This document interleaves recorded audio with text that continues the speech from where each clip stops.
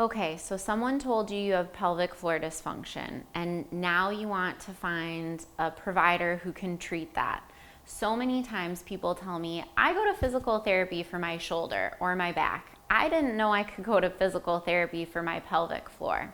So I always think it's really important to find a good PT who knows how to treat your condition. Oftentimes with individuals that have pelvic floor dysfunction, not just any PT can treat this. So the different websites that I recommend patients go to, which again, we'll go ahead and have a link to these down in the description of this video. The first is called womenshealthapta.org.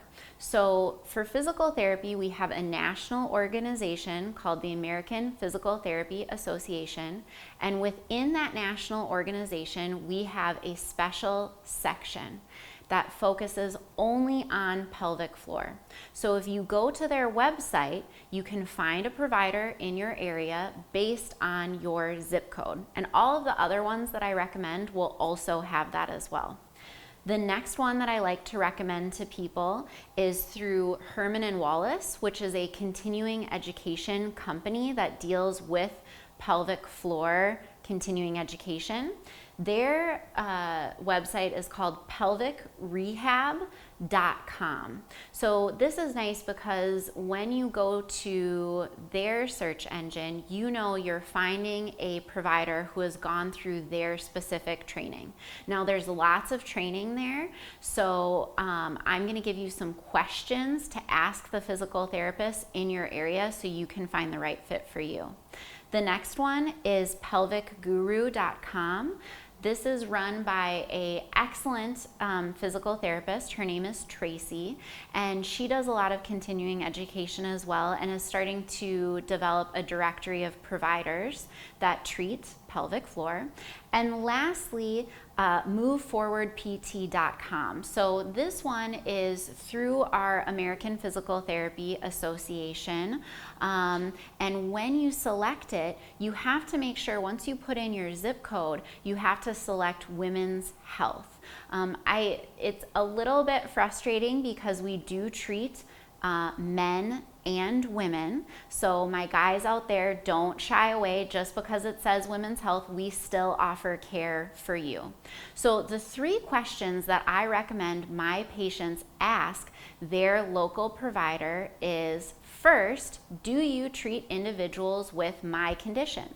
So if my condition is urinary incontinence or pelvic floor tension myalgia, I want you to take this opportunity to not go through your whole history, but briefly be very specific. If you're having pain with speculum exam, say, do you treat and have experience dealing with patients who have pain with speculum exam? That's the first one. So if they say yes to that, move on to question 2. Question 2 is, how frequently do you treat individuals with this condition? So personally, in my own practice, I treat this 100% of the time. I only see patients with pelvic floor dysfunction. I'm extremely fortunate with that. Other providers might also treat individuals with shoulders, hips, back, and that doesn't make them a bad provider or not a right provider for you. You just want to know, how frequently are you seeing this? Are you only seeing someone once every 6 months, or are you seeing this every single day? And then if they say, yeah, I'm seeing this about 25 to 50% of the time, I say, okay, that person is probably pretty proficient. Go ahead and move on to question 3. Question 3 is, do you perform internal and external pelvic floor muscle examination? That tells me this provider has taken the time to go on to get continuing education on how to appropriately and properly assess these muscles. Whether we're having to do an assessment vaginally or rectally, I want to know that the provider I'm going to knows their way around these muscles.